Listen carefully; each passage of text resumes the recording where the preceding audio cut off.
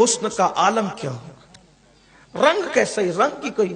آج دیکھو، آپ مجھے معاف کریں یہ جملہ سنتے وقت میں کوئی بے عزتی کسی کی نہیں کر رہا ہوں، میں جنرل بات کر رہا ہوں. آج مسلمان لڑکوں کا چہرہ دیکھ کر سمجھ میں نہیں آتا، اگر پہچان جان کچھ نہیں ہے کہ مسلمان ہے یا کافر ہے، سمجھ میں نہیں آتی. جبکہ مسلمان اپنے چہروں کی چمک سے پہچانے جائے، مسلمان اپنے چہروں کی نورانیت سے پہچانے جائے. ایسے سونے سونی آنکھیں، ایسے اترے اترے چہرے لگتے جیسے بیچارہ ابھی 4 گھنٹے کسی کی میت پہ رو کر آیا ہے. یہ حالت ہے. ورنہ جوانی یہ تھی کہ پھولوں کی طرح کھلتے تھے. حسن یہ تھا جو دیکھے فدا ہو جائے، شیدا ہو جائے. کہاں گیا وہ حسن؟ اس لیے کہ حسن انسان اچھے قیمتی صابن سے منہ دھوئے اس سے حسن نہیں ملتا، وہ گھنٹے 2 گھنٹے کا حسن ہے. میرے امام فرماتے ہیں ماہ مدینہ اپنی تجلی عطا کرے، یہ ڈھلتی چاندنی تو پہر 2 پہر کی ہے. یہ چاند کی چاندنی تو پہر 2 پہر کی ہے. مدینے والے کی جو تجلی ہوتی ہے، انسان دنیا میں بھی چمکتا ہے، قبر میں بھی چمکتا ہے، میدان محشر میں بھی یوں چمکے گا جیسے 14ویں رات کا چاند چمکتا. نیکی کی چمک یہ ہے.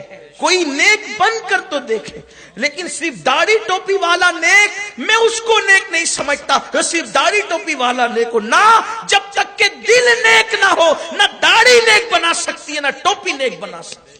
تقویٰ ہاں ہونا، تقویٰ یہاں ہے. لوگوں کے درمیان رہو تو بھی اللہ سے ڈرو، اکیلے میں رہو تو بھی اللہ سے ڈرو. اصل تقویٰ یہ ہے، اصل پرہیزگاری یہ ہے.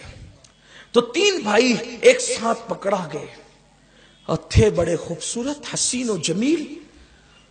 حسن تھا، جمال تھا. اب ان تینوں کو پکڑ کے روم کے بادشاہ کے دربار میں لایا گیا. اور تینوں کو پکڑ کر جب روم کے بادشاہ کے دربار میں لایا گیا، تینوں کو پکڑ کے تو ان کو کھڑا کیا. بادشاہ نے تینوں کو دیکھا. شاید اتنے قریب سے اس نے کسی مسلمان کو پہلی بار دیکھا تھا. اس نے دیکھا، اور دیکھنے کے بعد اپنے وزیر سے مشورہ کیا کہ اگر ان تینوں کو ہم خرید لیں، ان تینوں کو اگر ہم خرید لیں تو دنیا بھر میں ہم پروپیگنڈا کریں گے کہ اگر اسلام حق ہوتا، اگر اسلام سچا مذہب ہوتا تو یہ اسلام کیوں چھوڑتے. اسلام میں کوئی معاذ اللہ حقانیت نہیں تھی، اس لیے یہ 3 لوگوں نے اسلام چھوڑ دیا. اب بادشاہ مخاطب ہوا ان تینوں مسلم جوانوں سے.